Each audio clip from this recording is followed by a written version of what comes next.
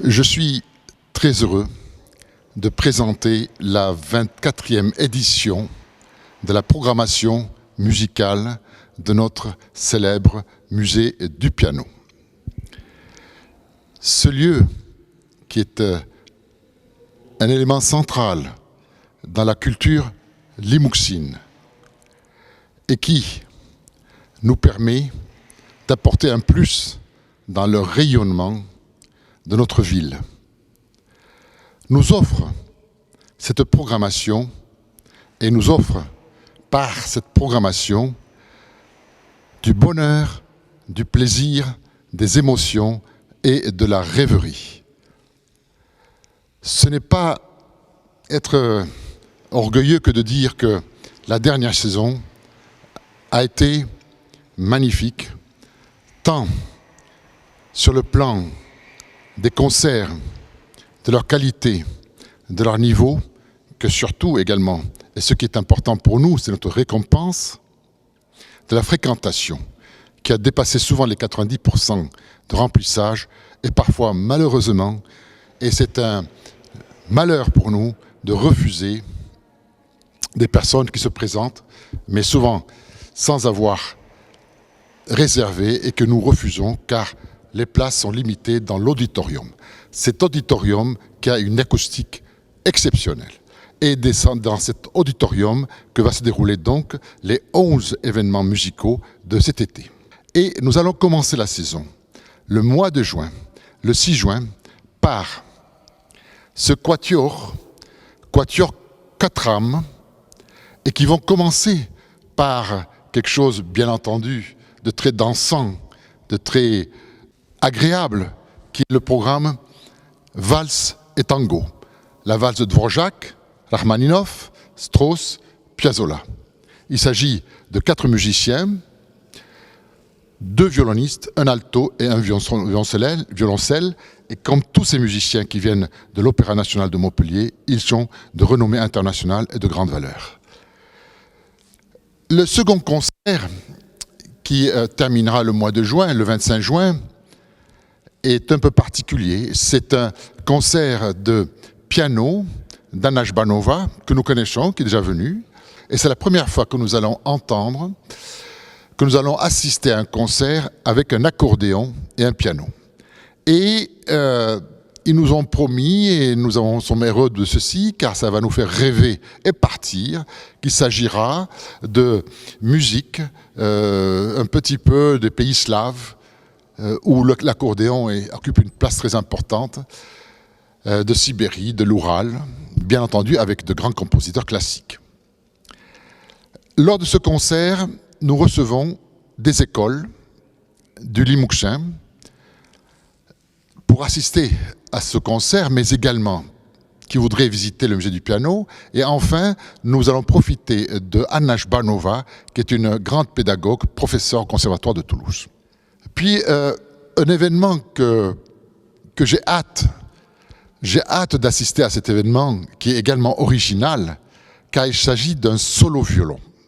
Il s'agit d'une violoniste que nous aimons beaucoup, Natacha Triadou, qui a joué il y a 2 ans la sonate à Kreutzer de Beethoven, avec un piano, bien sûr, piano et violon, mais qui nous a proposé donc une prestation, un concert de 1h30 de violon seul.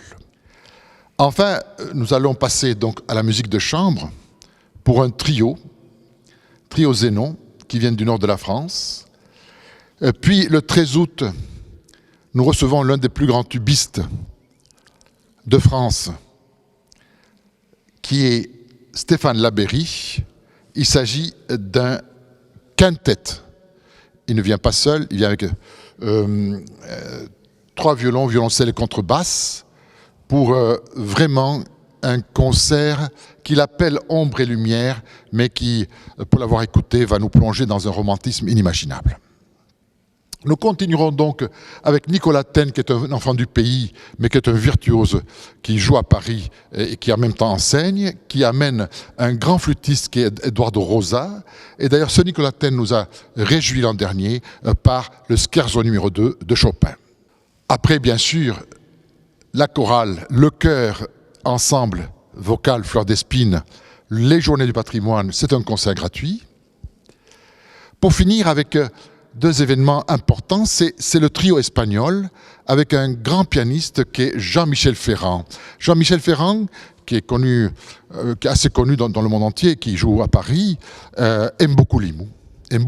Et c'est lui qui nous propose de venir et nous le recevons avec plaisir. Car nous savons que les musiciens qui choisissent de venir à Limoux viennent avec plaisir et bonheur et donnent le maximum d'eux-mêmes et surtout ils jouent avec leur cœur, sachant qu'ils sont aimés autant qu'ils aiment. C'est un concert espagnol, d'ailleurs il a appelé le trio espagnol avec Enrique Granados, Joaquin Turina et Gaspar Casado. Et pour finir avec cet événement qui relève de l'apothéose, qui est celui de l'Orchestre de chambre de Toulouse. J'ai commencé mon propos en parlant de nos relations étroites avec l'Orchestre national Opéra de Montpellier. Eh bien, également, nous sommes très heureux d'avoir une relation également étroite, régulière, avec l'Orchestre de chambre de Toulouse.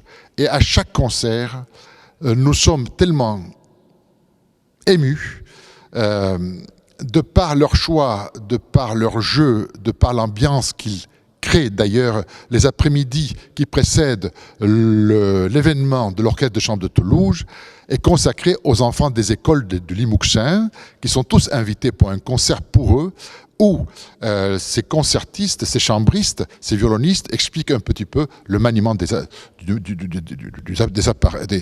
instruments de musique. Nous finissons par une apothéose à chaque fois, et c'est ce dernier concert, souvent, nous pousse à vouloir impatiemment passer l'hiver pour recommencer à la prochaine saison. Je suis très heureux de présenter cette 24e édition. J'espère qu'elle aura le même succès que la 23e, l'an dernier. Et je voudrais dire juste encore une chose, c'est que ce musée du piano, cet auditorium, et cette programmation du musée du piano participe pleinement au rayonnement culturel et touristique de notre ville, et j'en suis heureux et fier. Profitant d'avoir parlé de la programmation du musée du piano et de l'auditorium, j'ai voulu également, comme tous les ans, parler de la réception du guide Michelin des plus beaux détours de France. Ce guide est diffusé à 120 000 exemplaires. C'est le guide le plus diffusé, le guide touristique le plus diffusé en France. Et bien sûr, le grand intérêt pour nous est que Limoux, elle fait partie de ce réseau des plus beaux détours de France. Et ce guide Michelin des plus beaux détours est en effet l'élément de base de ce réseau.